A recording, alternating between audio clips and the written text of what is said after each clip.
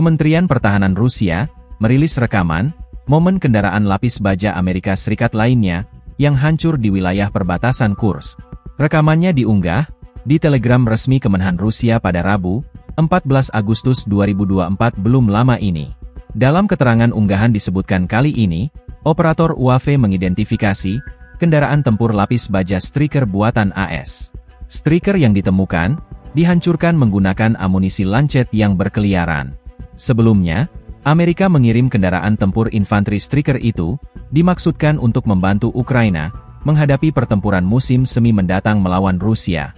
Kendaraan lapis baja 8 roda itu menawarkan mobilitas off-road yang tinggi dan mencapai keseimbangan antara tank dan pengangkut personel lapis baja. Meski Stryker tidak sekuat atau se-protective tank, kendaraan tempur lapis baja 8 roda itu dibuat oleh General Dynamics Land Systems dan dapat beroperasi di salju, lumpur, dan pasir, meskipun mobilitas off-road agak dibatasi oleh kurangnya jalur.